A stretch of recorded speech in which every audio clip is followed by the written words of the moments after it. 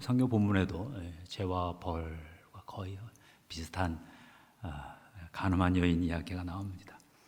여자가 잡혔습니다. 서기관들과 바리새인들이 잡아와서 예수께 물었습니다. 이 여자가 간음하다가 현장에서 잡혔나이다. 모세는 율법에 이러한 여자를 돌로 치라 명하였거니와 선생은 어찌하시겠소이까? 예수는 침묵하셨습니다. 인간의 죄가 너무 큰 문제라 율법적으로 이래라 저래라 하기가 좀 그러셨던 것 같습니다. 계속 이들이 다그쳐 묻자 한마디 하셨습니다. 너희 중에 죄 없는 자가 돌로 쳐라. 이 말씀과 함께 사람들이 한 명씩 양심의 가책을 느끼고 그 자리를 다 떠났습니다. 그들이 이 말씀을 듣고 양심의 가책을 느껴 어른으로 시작하여 젊은이까지 하나씩 나아가고 오직 예수와 그 가운데 섰던 그 여자만 남았더라. 다 떠났습니다. 서기관, 바리새인, 어른, 젊은이 다 스스로 죄인임을 깨닫고 예수 그리스도 앞에서 물러났습니다. 사실 예수님 이외에는 다 죄인입니다. 로마서 3장 10절 18절까지 사도 바울이 시편에서 인간의 죄됨을 목록들을 다 모아놨죠. 기록된 바 의인은 없나니 하나도 없으며 깨닫는 자도 없고 하나님을 찾는 자도 없도다. 치우쳐 함께 무익하게 되고 선을 행하는 자는 없나니 하나도 없도다. 그들의 목구멍은 열린 무덤이요 그 혀로는 속임을 일삼으며 그 입술에는 독사의 독이 있고 그 입에는 저주와 악독이 가득하고 그 발은 피 흘리는데 빠른지라 파멸과 고생이 그 길에 있어 평강의 길을 알지 못하였고 그들의 눈앞에 하나님을 두려워함이 없느니라 함과 같으니라. 사랑하는 성도 여러분, 인간은 죄인입니다. 저희들도 용서받았어도 여전히 좀 이 문제가 쉽지가 않죠. 죄 용서받는 게 큰 은혜인데 죄 용서받은 다음에가 또 큰일이에요. 저는 아버님이 이제 천국 가시기 바로 직전인데 2020년 7월 24일에 이제 뭐 의사들이 준비하라 해서 임종 예배 드리고 이제 천국 보내드리려고 그랬는데 하필이면 7월 24일 날 그 의사가 다시 한번 얘기하더라고요. 투석 이거 안 하면 2, 3일 안에 가셔야 됩니다. 아버지에게 또 다시 한번 얘기했습니다. 다시는 그런 거 안 하신다고 그래가지고 또 그러려니 했는데 아버님이 듣더니 해야 되겠다고 마음을 바꾸시더라고요. 중환자실 가기 바로 직전에 아버지가 저승사자 체험을 했습니다. 신과 함께 그냥 딱 저승사자의 아버지 이미지 속에 있는 거. 저희 집에서 저부터 예수 믿었거든요. 그러니까 아버지는 저 때문에 할 수 없이 60부터 교회를 다녔는데 저도 항상 마음에 아버지가 천국 갈까 못 갈까 뭐 항상 마음이 그랬었거든요. 근데 딱 그 저승사자 양쪽에서 4명이 팔을 딱 이렇게 이제 스크럼 짜고 데려가려고 했다. 그때 엄마가 막 소리를 질러가지고 의사들이 와서 산소통으로 살려서요. 그러고는 중환자실에 들어갔죠. 저는 몰랐어요. 그냥 전화를 안 하셨어요. 9월 5일 날 추석 되기 전에 아버지 생신이어서 대전에 또 내려갔더니 그 얘기를 처음 어머니가 하시는 거예요. 그래서 아이고야 나 이제 아버지 짜 깨딱하면 천국 못 가실 뻔했겠다 싶어가지고 그때부터 제가 난리가 났어요. 그냥 맨날 자기 전에 이거 기도문 읽고 주무세요 하고 제 여동생 권사님인데 여동생한테 일주일에 한 번씩 가서 예배 드리라고 그러고 막 그냥 저도 그냥 얼마나 기도를 열심히 했겠어요. 아버지 이러다가 아이고 이거 큰일 났네 싶어가지고 얼마나 제가 몸 놓아 이렇게 기도를 했는지 모르겠습니다. 저는 이게 주의 종이 되고 나서 아버지에게 배신했다는 하나님께 충성하느라고 인간 아버지에게 못된 짓을 했다는 어떤 마음에 한이 있거든요. 그러니까 아버지가 천국 못 가면 제가 지금까지 고생한 게 무슨 낙이 있겠어요. 정말 죽으라고 기도를 했어요. 학교 가서 기도하고 막 기도실 가서 기도하고 정말 오랜만에 막 목 놓아 그냥 기도를 했어요. 그리고 10월 1일 날 추석이었는데 2020년 가을에 대전에 내려갔더니 아버지 얼굴이 환해지셨어요. 그때 감사합니다 하나님. 이제 다음에는 천사가 내려오게 생겼습니다. 천국 가는 거 생각처럼 쉽지가 않습니다. 교회 다닌다고 자동은 아닙니다. 나는 천사가 오려니 하고 이제 죽었는데 갑자기 귀신 들어오고 그때 가서 어쩌겠어요. 쉬운 얘기는 아닌 것 같아요. 인간은 정말 죄인입니다. 이제 여자와 예수만 남았습니다. 거룩한 순간입니다. 여자가 하나님 아들 앞에 서 있는데요. 여자야, 너를 고발하던 그들이 어디 있느냐? 너를 정죄한 자가 없느냐? 없다고 하니까 이렇게 말씀하셨습니다. 나도 너를 정죄하지 아니하노니 가서 다시는 죄를 범하지 마라.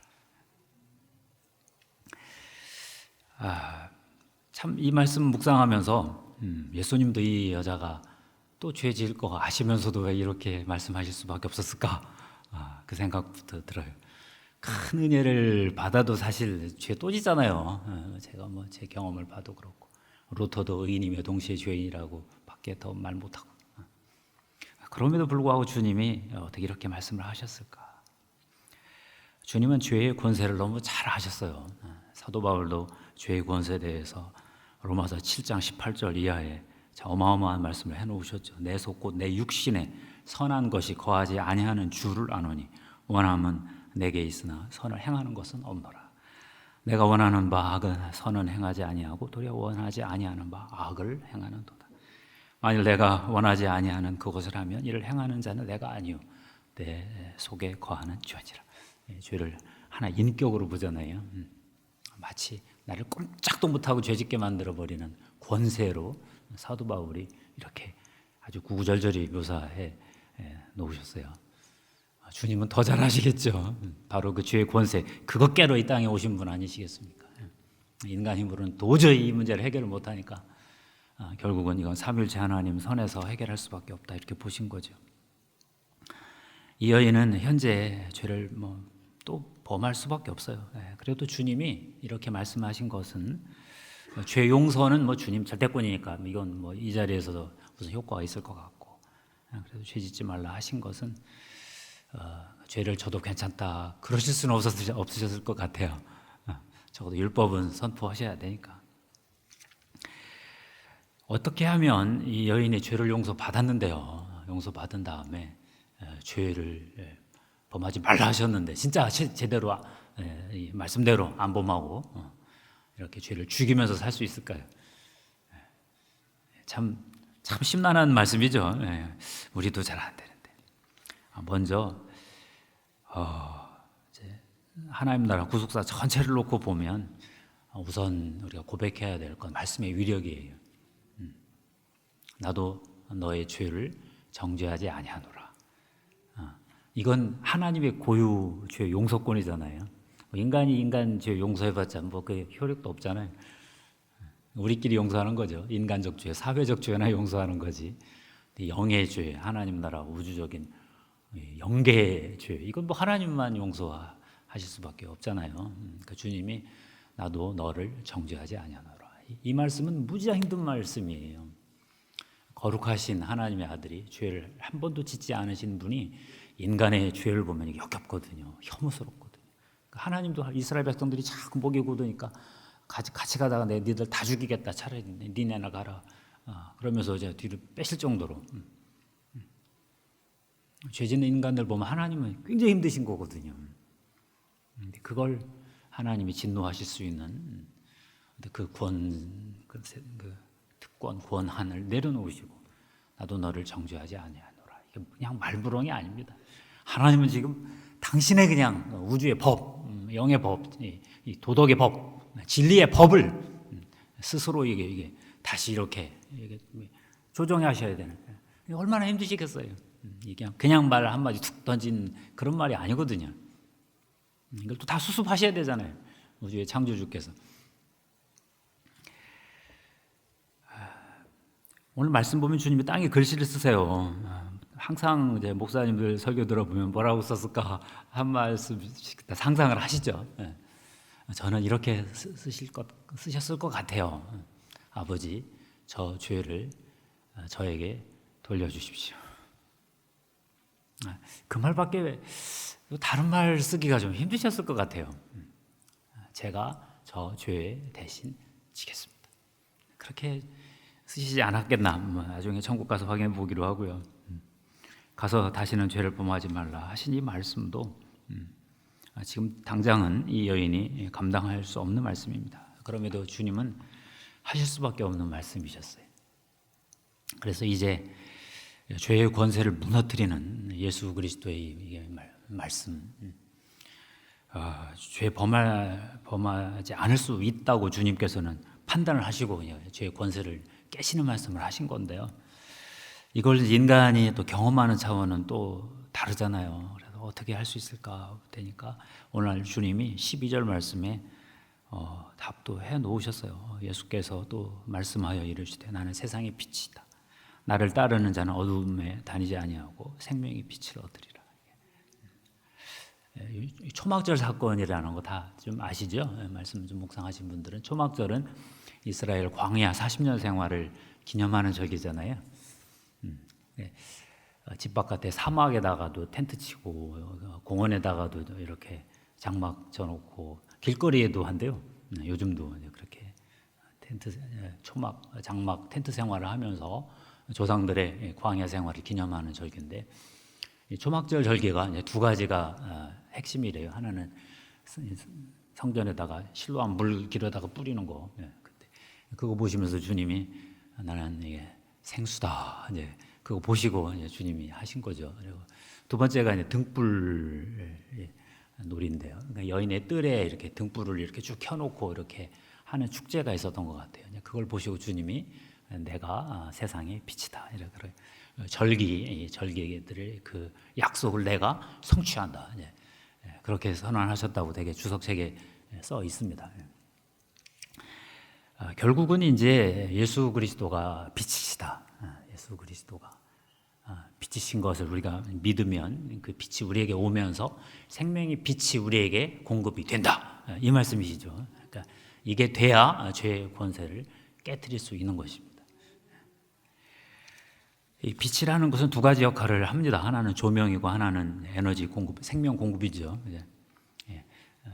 깜깜하면 하나도 안 보입니다. 그러니까 예수 그리스도의 빛이 비치면 저게 진리구나, 저게 거짓이구나. 그런데 요즘 같은 포스트 모더니즘 시대는 다 자기 소견에 오른 대로 해서 사람들이 이렇게 진리에 대해서 합의를 못해요.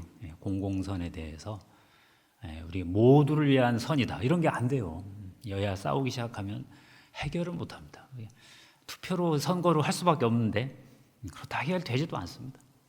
요즘 이게 철학 사조가 이렇게 바뀌어버려서 다원주의로 바뀌는 바람에 정말 진위, 참과 거짓을 구분하기 힘든 시대가 되어버렸어요.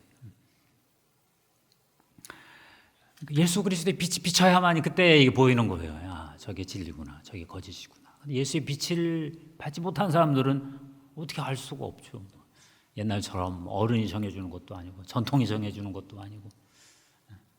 그래서 우리 시대가 어렵다는 건데요. 이 빛은 또 우리에게 결국 생명이죠. 우리가 밥을 먹었는데 식물이든 동물이든 다 태양빛 먹고 자란 그거잖아요. 그걸 먹어야 우리도 사는 거잖아요. 그 에너지를 받고 효율이 좋든 나쁘든 결국 우리가 모든 얻는 에너지 생기들은 다 빛에서 태양빛에서 오는 것입니다. 하나님이 태양을 통해서 공급하도록 그렇게 만드셨어요. 그렇게 창조하시고 그렇게 생명의 세계들을 그렇게 역사하시고 이 빛이 있어야 우리가 참거짓을 분별할 수 있고요. 이 빛이 있어야 우리가 힘을, 생기, 에너지를, 생명을 공급받을 수 있어요. 예수 그리스도 이분 이외에는 이게 불가능해요. 인간들이 자기 힘으로 먹고 사는 것 같아도 주님이 뒤에서 다 해주셨기 때문에 그거 가지고 해먹는 거지 인간이 스스로 할 수가 없습니다. 그건 인정하지 않습니까? 요즘은 역사가 참 복잡하게 흘러가요. 저는 교회사를 가르치는 교수입니다. 성경도 하나님의 계시 말씀, 신학적인 것도 있지만 역사가 많아요. 하나님의 신적 계시가 역사 속에 다 이루어졌잖아요. 그리고 성경은 또 문학적 인간의 글로 썼기 때문에 문학 장르가 복잡해요. 이게 대충 읽어서는 이게 이해가 되지 않습니다. 성경 해석학이라는 분야를 제일 힘들어해요. 어떻게 하면 성경을 제대로 해석할 수 있을까? 그래 제가 이제 뭐 역사, 문학, 뭐 신학 이런 입장에서 성경을 쭉 보는데 요즘처럼 역사가 복잡하게 흘러가는 시대가 또 있었겠나 싶어요. 누구도 최종 답을 어떤 이거다 내려줄 자가 없어요. 전문가? 그들도 막 싸워요. 백신 문제 가지고 막 자기들끼리 붙는 거 보면 이거 들어보면 이게 맞는 것 같고 저거 들어보면 저게 맞는 것 같고 우리는 전문가가 아니라서 잘 모르겠고 그만큼 참 어렵습니다. 요즘은 예전에는 그래도 좀 그래 조금 성공한 사람들이 체면은 좀 차리는 것 같더니 요즘은 조금 출세했네 싶으면 그때부터 막 나가요. 야, 저건 뭐 그 언론도 그냥 자기들 맘대로 하는 것 같고 힘들 때마다 제가 참 하나님 이렇게 예수 믿기 힘든 시대가 돼버렸는데 어떻게 하면 좋습니까 이게 우리 목사들 설교 잘못했다가 아주 날벼락 납니다 이게 동성애 문제 잘못 건드렸다가 아주 작살나거든요 이거 하나님 말씀 뻔한 것 같은데도 말도 못하고 그런 시대로 자꾸 넘어가는데 야 이거 진짜 큰일 났다 이런 시대에는 우리가 하나님 나라를 어떻게 살아야 되나 가슴이 좀 어떨 때 답답하고 좀 그렇습니다. 그럴 때마다 그래도 제가 살아남는 유일한 방법은 하늘 보좌를 바라보는 것입니다. 주님 보좌를 보고 있으면 그래도 주님이 하시겠지 인간들끼리 치고받아도 하나님이 해결해 주셔야지 우리가 어쩌겠나. 최근에 저에게 가장 큰 은혜가 온 건 마태복음 13장 24절 30절이었는데요. 가라지 비유예요. 그렇죠. 천국은 좋은 씨를 제 밭에 뿌린 사람과 같으니 사람들이 잘 때 그 원수가 와서 곡식 가운데 가라지를 덧뿌리고 갔더니 싹이 나고 결실할 때 가라지도 보이거늘 집주인의 종들이 와서 말하되 주여 밭에 좋은 씨를 뿌리지 아니하였나이까. 그런데 가라지가 어디서 생겼나이까. 주인이 원수가 뿌렸구나. 사탄이 뿌렸구나. 저 가라지 다 없앨까요? 그랬더니 그냥 둬라. 그러다가 내 곡식까지 당할까 뽑힐까 염려가 된다. 추 때까지는 그냥 두자. 이 말씀 보니까 조금 마음에 위로가 되더라고요. 아 그렇구나. 주님도 냅두시는구나. 그걸 주님이 냅두시는 걸 내 쪽에서 그냥 이게 내가 막 갈라치게 하다가 이것도 선무당이 또 이게 잘못하면 사람 잡겠구나 그런 생각이 들어서 그래 가라지는 그냥 주님께 맡기자. 뭐 마귀가 뿌린 걸 어쩌겠어요. 하나님 아버지도 마귀가 가라지 뿌리는 거 어떻게 못 하시잖아요. 재림하시기 전까지는. 그러니까 그건 할 수 없고 하나님 뿌린 씨, 복음 씨 뿌리는 거 그리고 내 심령에 또 뿌려주신 그 말씀의 씨앗 그리고 우리도 나도 또 뿌리면서 말씀 사역, 씨 뿌리는 사역 계속 곡식 기르는 이 농사의 사역, 이 사역을 더 열심히 하는 게 맞겠다. 시시비비 가린다고 가르칠 것 같지도 않고 그래 옛날 왕정 시대보다는 좋잖아요. 가끔씩 바꿀 수 있으니까 왕 바꾸지도 못하잖아요. 왕조를 뒤엎지 않는 한 하나님의 역사 섭리를 믿고 그냥 가라지는 그냥 가라지 역사대로 두면서 이렇게 하는 수밖에 없겠구나. 물론 뭐 나라가 좀 선진국이 되고 사람들의 공동선도 추구하고 인문학, 뭐 정치, 경제학 이런 게 되면 조금 나을 텐데 요즘 선진국도 무너져 버렸더라고요. 작년 미국 대선 보면서 어머나 저게 미국 맞아. 전혀 다른 미국의 모습을 봤어요. 상상도 못 하겠더라고요. 그 청교도의 나라, 부흥의 나라, 한국에 선교를 해준 그 나라. 와 미국 교회들 당하는데요. 정말 절망스럽더라고요. 제 입장에서는. 오늘 여러분 그 제주 헌신 예배라고 들었습니다. 여러분 헌신 예배 맞아서 드리고 싶은 말씀은 고린도전서 3장 10절 15절 말씀입니다. 사도 바울이 고린도 교회 교인들에게 보낸 서신이죠. 내게 주신 하나님의 은혜를 따라 내가 지혜로운 건축자와 같이 터를 닦아두매 다른 이가 그 위에 세우나 그러나 각각 어떻게 그 위에 세울까를 조심할지니라.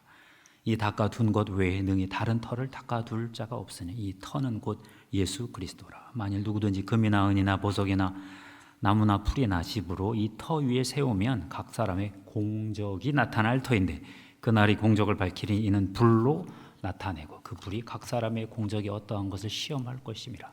만일 누구든지 그 위에 세운 공적이 그대로 있으면 상을 받고 누구든지 그 공적이 불타면 해를 받으리니 그러나 자신은 구원을 받되 불 가운데서 받은 것 같으리라. 말씀 배경 좀 기억나시죠? 예수 그리스도가 고린도 교회에 가서 터를 잘 닦아놨습니다. 예수 그리스도 복음의 터를 딱 놓고 또 이제 본인은 또 에베소 사역으로 이제 또 이동을 하셨어요. 그 뒤에 아볼로가 와가지고 아볼로가 말을 잘하잖아요. 아볼로가 목회도 꽤 해서 이렇게 쭉 해서 이렇게 근데 교인들이 자꾸 이렇게 분파가 생긴 것도 아시고요. 사도 바울이 그 얘기를 들으면서 그러지 말자. 나는 터 닦았다. 아볼로는 물 주었다.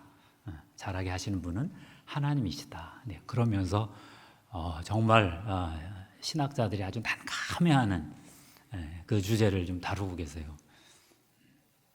사람들이 교회 와서 예수 그리스도의 복음의 터 위에 헌신을 해요. 그래, 교회를 세우잖아요. 여러분 재직으로 부서에서 이렇게 세우는데 어떤 사람은 금, 은, 보석으로 이렇게 터 위에 짓는 거예요.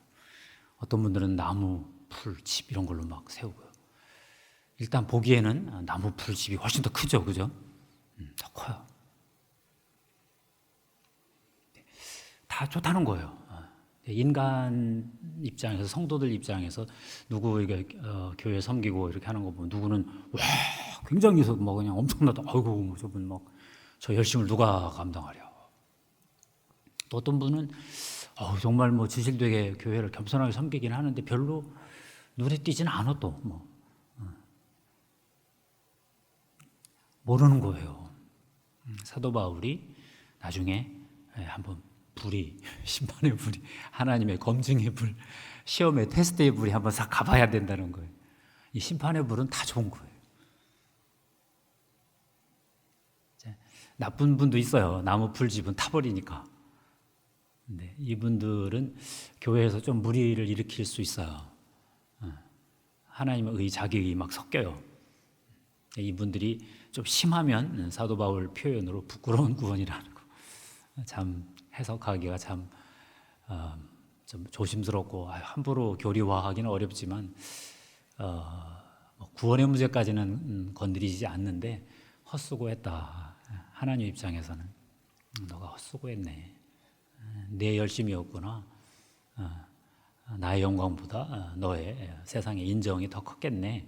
잘못하면 그렇게 된다는 거예요. 이건 진짜 하면 안 되거든요. 경고성으로 하셨다고 봐요. 다 이런 경우는 많지 않으리라고 보고 사람들 마음은 복합적이니까. 근데 저는 그거보다도 금, 은, 보석 이게 마음에 굉장히 이렇게 좀 깊이 다가와요. 금, 은, 보석, 별 그거 이게 살아있을 때는 잘 안 드러나. 이게 섞였을 거 아니에요. 이 땅에서는 우리가 죄 지으면서도 또 뭐 예수 피 힘입어서 섬기는 거니까 금은 보석이 있지만 다른 거하고 섞여 있을 것 같아요.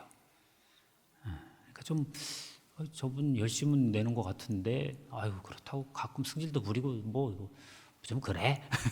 나중에 하나님이 알아서 하셔야 되겠네. 그런데 그런 분들 중에도 그런 분들이 오히려 심판의 불이 쫙 타면요 불순물들을 싹 빼가지고 아름다운 금, 은, 보석으로 이렇게 정련시켜 주셔가지고 저는 그래서 제가 또 교수도 섬기고 이렇게 학생들 섬기지만 제 섬김이 참 내가 봐도 마음에 안 들 때가 많고요. 이놈 한쪽으로는 영광도 돌렸다가 한쪽으로는 내가 내 영광도 좀 챙기는 것 같고 이게 맞나 좀 그래요. 자신이 없어요. 나중에 하나님한테 빠따나 좀 신나게 안 맞고 진짜 약한 빠따 맞고 그냥 어느 통과했으면 좋겠다 뭐 이런 생각이나 들고. 근데 저같이 혼합된 사람들에게 이 심판의 불이 좋은 거예요. 제 더러운 요소들은 다 태워주신다는 거 아니에요. 내가 이 땅에서 그걸 내가 처리를 못해요. 제가 완전자도 아니고 제가 영성가도 아니고 영성신학을 했는데요. 영성가는 안 되더라고요. 설교를 열심히 하는데도 설교는 그냥 그럭저럭 하는지 몰라도 말씀대로 다 사는 것도 아니고 저도 이렇게 많이 불의 정련이 필요한 그런 정화의 불이 필요한 사람으로 제가 받고 있습니다. 사랑하는 성도 여러분, 오늘 헌신 하셨죠? 감사합니다. 찬양 저도 오랜만에 같이 불렀습니다. 올 한해 또 헌신 온 김에 같이 하자 해서 헌신을 하는데요. 우리가 이 땅에서는 완전한 순전한 봉사를 하기는 어려워요. 그건 좀 인정합시다. 우리 이 땅에서 완전자들이 아니에요. 그럼에도 불구하고 그냥 하나님의 심판의 불이 이게 왔을 때 나무숲 이런 것처럼 그냥 훅 이렇게 풀처럼 타버리는 그런 헌신은 이건 좀 노땡큐입니다. 그건 좀 피하고 섞여 있지만 그래도 금은 보석에 꺼리는 있는 하나님 앞에 드릴 수 있는 진심은 있는, 물론 불완전하죠. 가끔 사람들에게 뭐 내가 실수도 하고 실패도 하고 상처도 주시겠죠. 할 수 없고 하나님 또 그랬어요. 또 용서해 주세요. 또 그렇다고 또 안 할 수도 없잖아요. 내가 그 일 안 하면 교회 또 어떡하노? 죄 지으면서라도 일을 하셔야죠. 그래도 주님께서 보시기에 마음에 안 드시는 거 있으면 불로 태워주세요. 그런 마음으로 교회 와서 또 기도하시고 또 섬기시고 기도하시고 섬기시고 그렇게 하시기를 바랍니다. 2022년 올 신기촌 교회 여러 재직 여러분의 헌신이 나중에 하나님 보좌 앞에서 금과 은과 보석으로 다 깨끗하게 정화될 수 있는 원재료들, 원석들을 가득 채우는 한 해 되기를 예수님의 이름으로 축복합니다. 하나님 감사합니다. 이 여인이 죄 문제 해결하시면서 또 우리 재직들에게 주시는 말씀도 봤습니다. 하나님, 저희 이 교회 신기촌 교회에서의 헌신이 나중에 주님께서 다 불로 태워주셔서 심판하시고 테스트하시고 시험 보실 때 금과 은과 보석으로 남을 수 있도록 축복해 주시옵소서. 예수님의 이름으로 기도합니다.